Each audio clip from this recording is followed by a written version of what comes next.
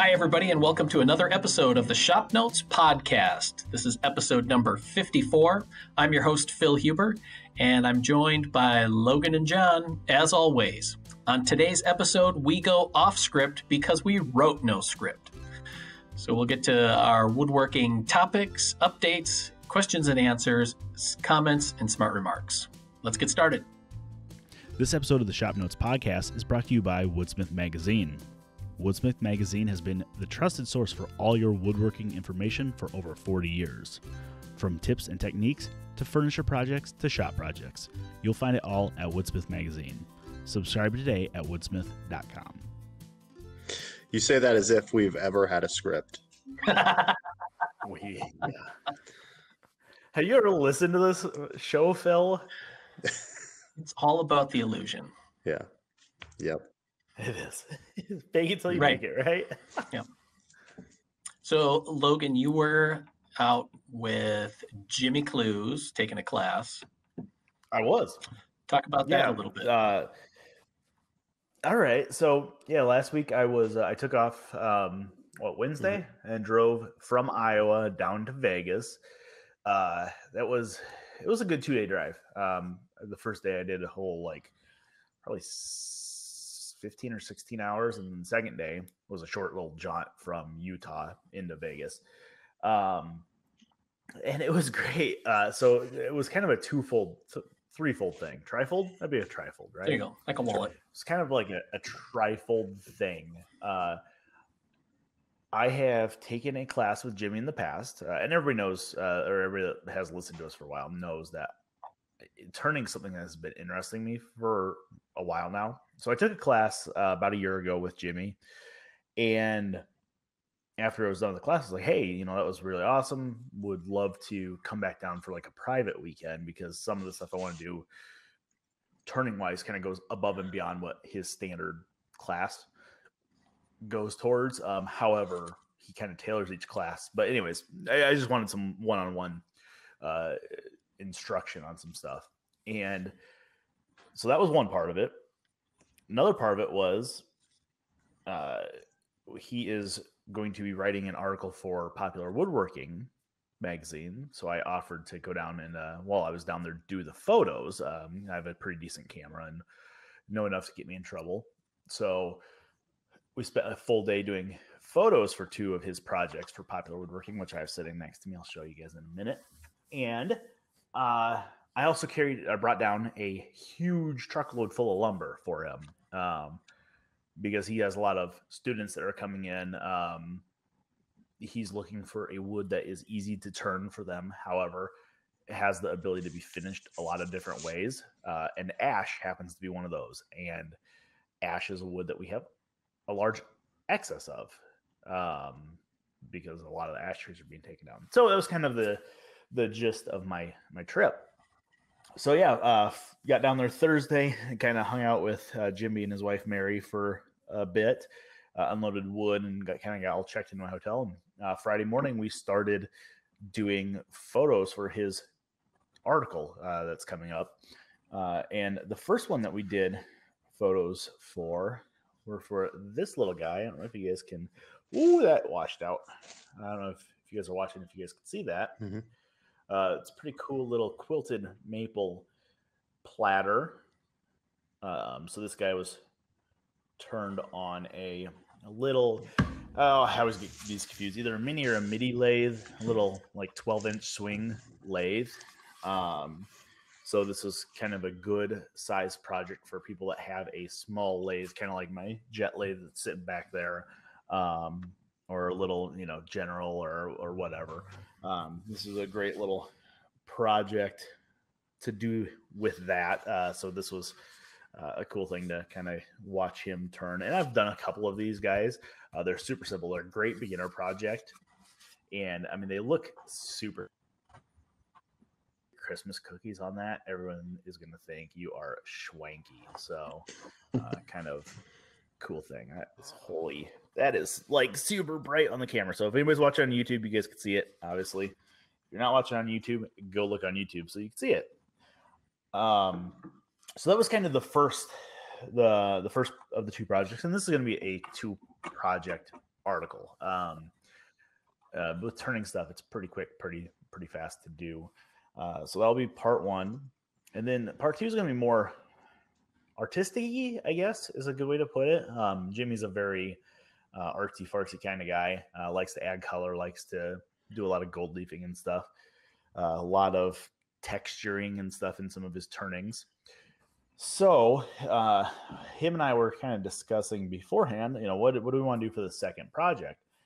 The first was going to be this platter. We knew that because this is Jimmy's really known for his very nice fluid OG on the bottom, simple platter shape that really looks nice. I said, well, we could do a bigger platter. Like let's do that one on the little lathe, and then on the big 24-inch lathe, let's do a huge platter. Like a big ash platter. And we started thinking about it. And it's like that doesn't really make that great of second article because it's the same technique that was used in the first one, but instead you're going to be adding some other effects like coloring, or then it becomes more the second project is a finishing article, Sure.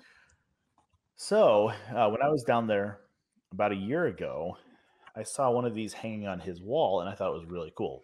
So we decided the second project would be one of these guys, which is just like a little decorative hanging wall shield, right? This one is just done out of a big piece of ash.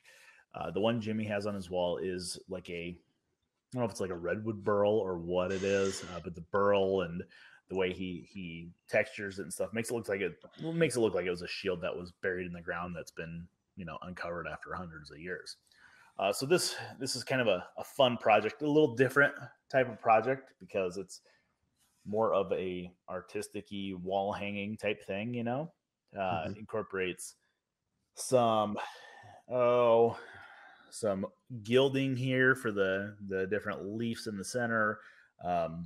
Couple different basic cuts, even though this is a bigger project. This is probably 18 or 20 inches. They're simple cuts. So I think it'll be cool for people that are like, oh, I have a lathe that looks like it's outside of my comfort zone. It's super simple. So gilding, coving, some scorching and texturing on this ash. I don't know. That probably shows up pretty decent on camera, I think. Mm-hmm. Where the black scorched and brushed. So there's some good texture on it. And then doing the studs around the outside. So I think that is a pretty cool one. Kind of interesting effect with the sapwood on the outside edges of this ash. So yeah, that was kind of our Friday. So fun little projects, knocking out photos, doing those with him. Kind of got all just before the podcast, I was getting all the pictures put together that we want to include in the article. There's quite a few of them. So yeah, it'll be interesting. Cool. So, and then of course I was also down there to turn a little bit myself. So the first thing we knocked out was another shield, and I felt a little bad. And the reason I felt bad is because I think after we didn't really know how this would work, but after doing it, I wish I would have ordered two of them. I think on one of the podcasts I showed a Buckeye burl I had ordered to bring down there with me. So that I turned. So we did this on Saturday, I think, and stuff. Make it appear like this was a shield that was buried in the ground for hundreds of years. So did one of them guys. Like a big hubcap. But kind of a cool little wall shield. Then did we do that? That was all Saturday because we actually the shield, I think, actually took us into Saturday morning. So we did my shield on Saturday morning as well, or Saturday. And then Sunday, one of the things I really wanted to work on was some hollow forms. I've done a couple hollow forms, a couple small ones. I wanted to get better at them and really know the correct way to approach them. And when I go down, or when I go to any class, whether it's a turning class or a carving class, it's not about, it's not really about coming home with a finished project. It's more about the techniques and learning the techniques that I can then apply. So this guy here is a sycamore one. I think Jim called it a Grecian urn style. When you sit it on its top like that, it looks like a dragon egg, which is kind of fun. But yeah, it's a little hollow form. There's maybe a 2-inch opening there. And this whole thing's pretty hollow. It was sopping wet. I mean, this was sopping wet sycamore, and it's starting to crack, which I figured it probably would. I'm not terribly concerned about it. Again, it wasn't about ending up with a finished project. It was more about ending up with some techniques that I can use on a different piece. So did one more little bowl, but really it was just a good time to hang out, learn some of the finer points of turning. And then Monday we went and screwed around the desert and gold prospected, which was super cool. That's not something we have the chance to do in Iowa. So not with any hope of finding anything anyway. Was that? Yeah. Yeah, we can go screw around outside, but we're not going to find any gold. But no, we found a couple little nuggets, so it was fun. Then made the long drive back yesterday. 20 hours in the car. So yeah. But no, it was super cool to learn more about. So Jimmy does classes 9 months out of the year in his home shop.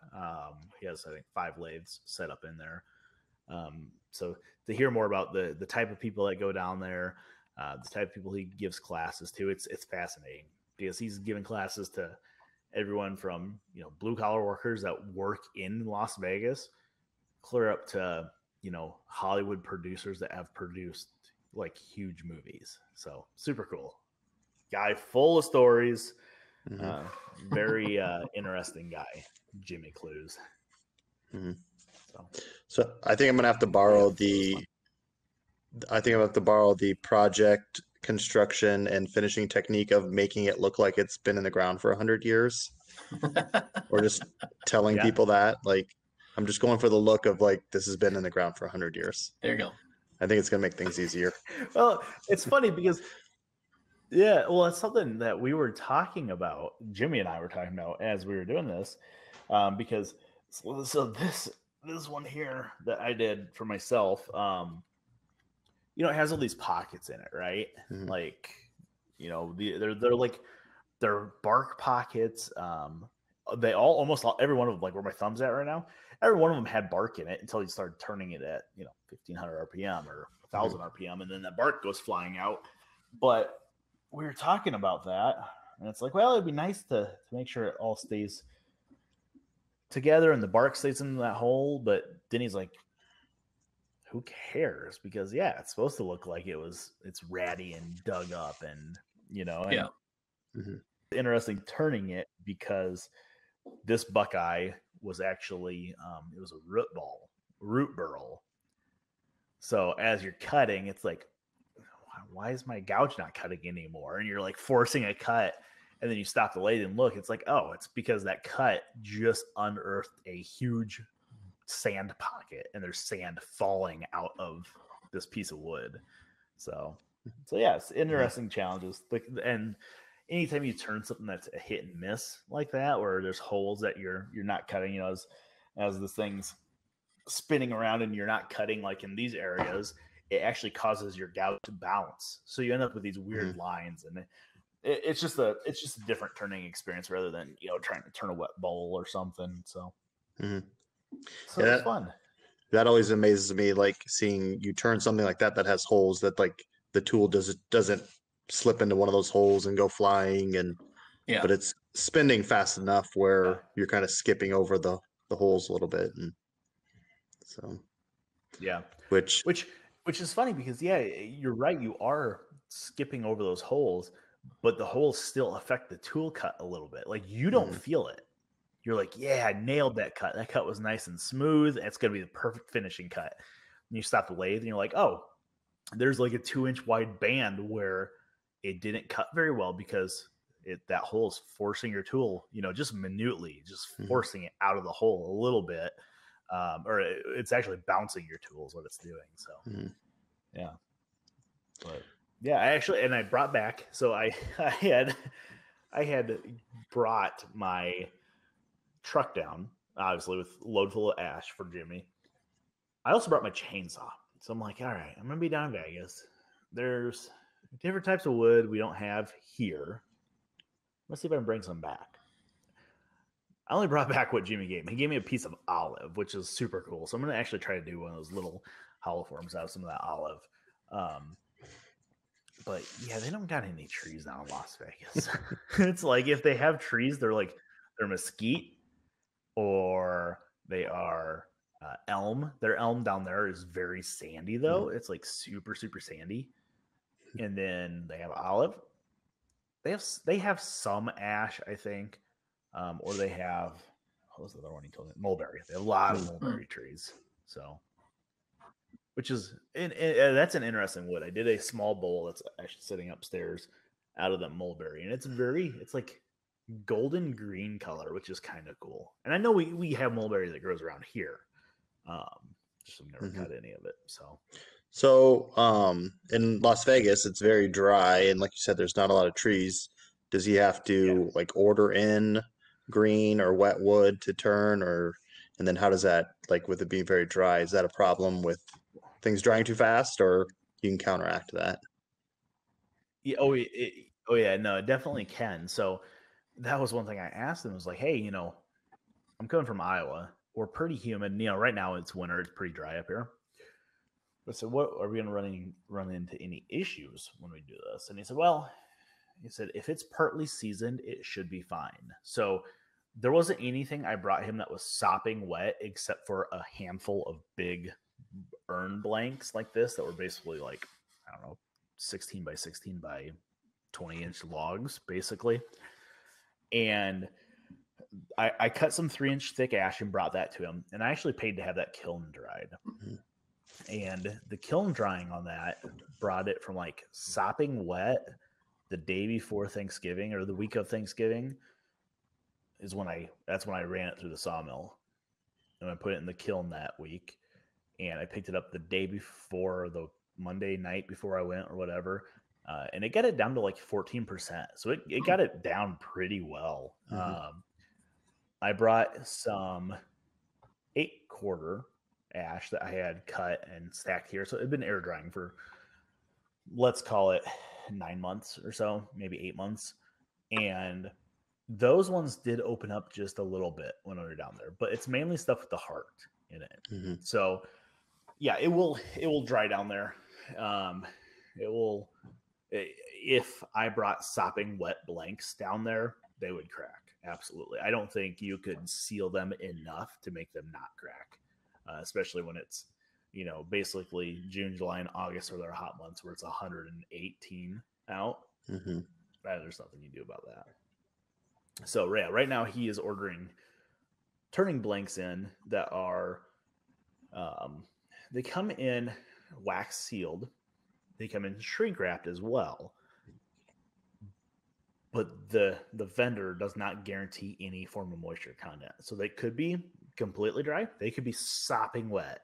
So if they're sopping wet when his students turn them, they don't necessarily crack because they turn them and finish them fast enough, but they definitely distort. Sure. So when I was up there the first time, I have a similar platter like that I did have ash that actually it turned. I mean, you could tell that's an oval because the whole thing just stretched out. So yeah, kind of interesting. So yeah. Also interesting in the desert. Never realized around Vegas they have like these wild donkeys that roam the desert. Who knew? Yeah, okay. Fascinating. Yeah. So on another turning note, in the past week, you attempted to turn a bowling ball. Do you want to talk about how that went? Or No, John, I don't want to talk about that. That was terrible. Okay. No. So yeah, last week. You're right. Last week before I left, I was on deck to film all day because I was going to be gone. And I said, you know what? I have this bowling ball. I forgot about that. Dang it, John. We had this bowling ball that we found in one of the offices. And I had saved it because I have seen people turn bowling balls, okay? And this is one of those, like, if you see it on YouTube, it must be true, right? So we put it on the lathe in the video studio on our Icon. And to be, let's call it what it is. To be completely fair, the outside went pretty well. I mean, it looked like I was a coal miner when I was done. Right? Because it spewed these odd shavings and an extremely fine black dust that got everywhere. Mm-hmm. Yes. But yes. And I mean, like, it was to the point where, you know, John, after about 3 minutes of me turning, he yells from the background off camera, "It smells like cancer," which I think it did. So yeah, it was. I think the issue was, so outside turned fine, right? This was an older bowling ball. I would guess this bowling ball was probably from the 70s, maybe the 80s. It was like a hard rubber outside, and that turned okay. Like Phil said, it turned. There was some shavings. There was also a lot of like powdery. If you think of like the consistency of powdered sugar, that's pretty much what it was. Like, it just wafted everywhere. And the outside turned okay. Then I started turning the inside. Well, I started trying to. You were going to. I put it in the chuck and tried to turn the inside. I was going to basically part the top. The inside of it was pretty much concrete. It had some like little wood chips in it, but whatever was in there was so ridiculously hard that it would not cut. Like, I tried to put a saw on it and the saw teeth were sparking. Like, whatever it was, like, it was just it was a failure all around. So I'm hoping that Becky saved the video, because at some point I'm going to buy a decent bowling ball and we're going to make a bowling ball bowl and we're going to do a redemption video, even though nobody saw the first video. So. Yet. That's my plan. Yeah. Yet. So if anybody's listening to this or watching it and has experience turning a bowling ball, let us know the secret. If it's just that ball was too old and it, the plastic had gotten hard on the outside and it was the wrong inside. If you need a newer, like, resin type ball, what the secret is. Because I had talked to Jimmy about it a little bit, saying, dummy me was trying to turn a bowling ball the other day. He's like, "Oh, did you have a new one or you have an old one?" I said, "It was an old one." He's like, "Oh, good luck with that." I'm like, "Yeah, thanks." About a week too late. So he also said that he said he doesn't do any bowling. I mean, Jimmy's been around the turning circuit enough that he'll turn stuff occasionally just for pleasure. But he's over that part of his career where, I mean, after 25 years of traveling all over the world doing demonstrations, if he's going to turn something, he's going to turn something because he wants to. He said he will not do bowling balls. He will not do. Somebody brought him a bunch of bowling pins once, and he said those were the hardest thing ever. He said they were just layers and layers of hard maple, and he said they were like bone dry, worst thing ever. So,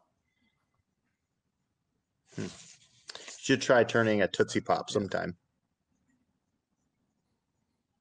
Huh. Ooh, I think we can make that happen. Oh, has it been done? I don't know. Right? I don't know. would you put the handle in Jaws and then do it that way? One way to find out. That's what I would do. Yeah. All right. But on another turning side note, while I was gone, Dylan worked on some Martini glasses that are coming up for an upcoming issue. They turn out freaking amazing. Like I've seen people do Martini glasses before. And actually there's I think that maybe it was Carl Jacobson's YouTube channel. He just did one like a week ago, which I was like, dang it, now it's gonna look like we're ripping him off, even though this has been in the works for months now. But he did a resin casted one, kind of like we did. And they turned out fantastic. Like I got to see them this morning for the first time. I'm like, holy cow, those look awesome. Like they look exactly like I pictured they would. You know, the little burl caps worked great. The resin turned out great. So now I'm excited to do some resin turning for.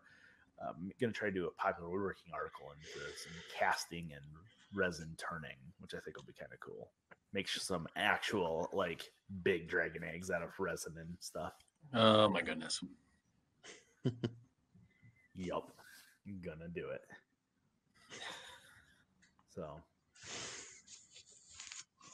So status update, Phil, have you done anything on your projects that we said we're going to get done? Yes. For those that weren't paying attention earlier, last week we talked about getting in the habit or building the routine of if you start a project, finish it in a timely manner.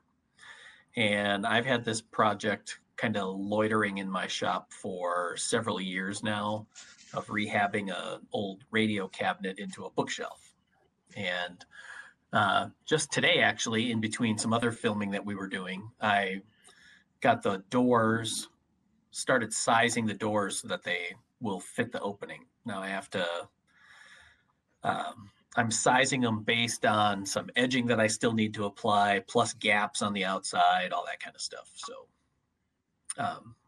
I got and I had to make the doors because the doors originally were the front grille of the radio cabinet.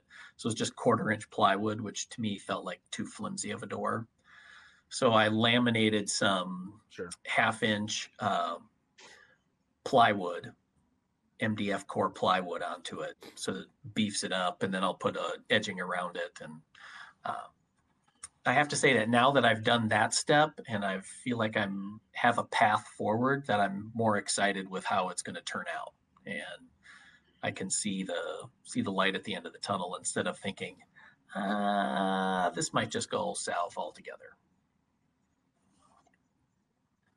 Yeah, well, I think there's like a certain point where you just have to, if it's something like that and you just get over that hump, it's like that's what I needed to get back in the groove on this thing. Right. So how about you? I know you were gone, but yeah, I didn't get anything done. Brought it home. So there's that. Yeah. No, I made the bold statement, and I think I also made the mistake of telling my wife that I said I was going to get it done.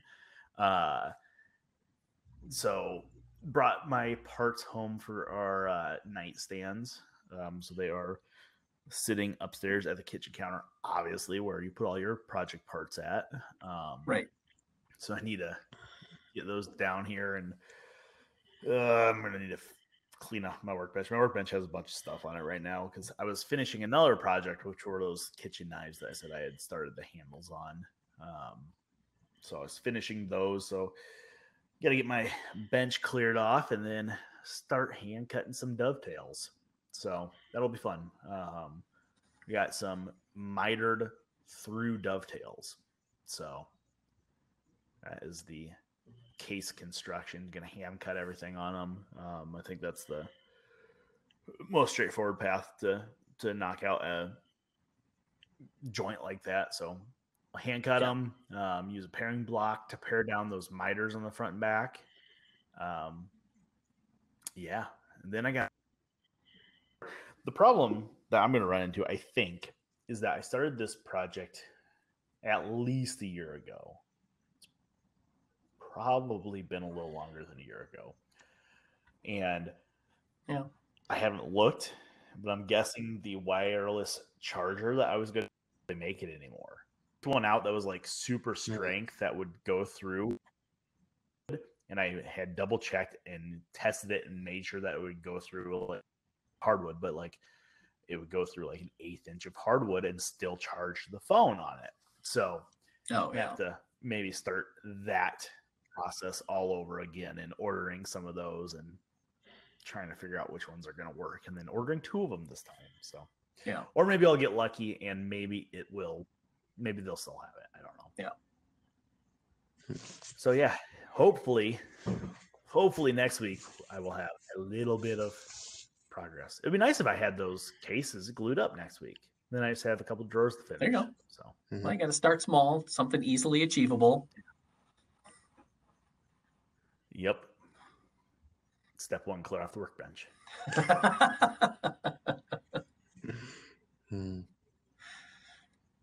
John, you got anything to report? Yep. Well, I started on another project. Did you? So, Nice. Well, let's see if I can, the revolving tool station here in the background. Yeah. Very nice. We talked about that. So, got that started, and that is going to be on video. It's just one of those old ShopNotes projects that's always been popular that we wanted to shoot video of. So, started into that. Got the base cabinet built and ready to start on the carousels for it. And I told Becky today that my goal is to get that project done before Logan gets his shop cart done that he started on a while ago. Oh, it is on. Wow. Shots fired, gauntlet thrown. So we'll see. Shop So the cart question showdown. is, Yep. do I sabotage you or do I just suck it up and do it? Right. I'm going to say sabotage. Yeah. You have some time now because it's like we are starting to shoot. Since I'm doing that on video and you are doing yours on video, we are taking a little break to shoot for the TV show. So yeah, kind of paused a little bit, Yeah. but Which, to be fair though, everything I have left to do on my cart, it's not quite fair because everything I have to do on my cart is off video. right. So I just have to slap some drawers in it and paint it. So shouldn't be that hard, right? Right. So right. So game on. maybe they'll. Yep. Maybe we'll do it tomorrow. Maybe. On the other side of John's computer, I started. I did a storage chest. Oh, look at this! Did a storage chest for the TV show, and I thought it would be cool to make a stand for it. So today I got the parts, finished sizing them, and then joined them together. And then you can see, for those who are watching on the YouTubes, if it glued up, it's upside down so that I have a nice straight reference surface with the workbench. But And then back over So here, did you there's end the up- bed. There's the storage chest up on its end because I was installing some hardware on it. So mhm. So did you end up using the router or did you end up using the domino? I ended up using the router because I have a jig that's sized to make mortises for a domino. So I used the router to make the mortises, but used dominoes to connect them. Because you wanted to be anti-mainstream, right? I'm kind of built that way. My mom is definitely a contrarian, and I inherited a heaping dollop of that. So that, and I'm having a hard time pulling the trigger on a domino because it's a lot of money. Mm-hmm. Sorry. Oh yeah. Well, so and the one you have right now is from Brian Nelson, right? Yeah. You're borrowing his for an article. One of the previous editors. And you know, if you use it, you're gonna be like, I need this. Yeah. I've thought of that. That's sell the car, buy the domino. Right. That's crossed my mind. Just write it off.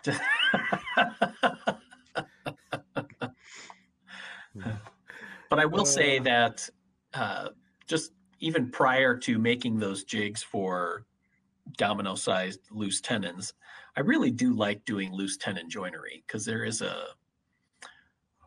there's an efficiency to it of, simplifying the operations. You're basically just making mortises and then you put them together with a separate piece. So I really like that as a technique, and I found it to be really handy. So, well, that's how I put my kitchen table together.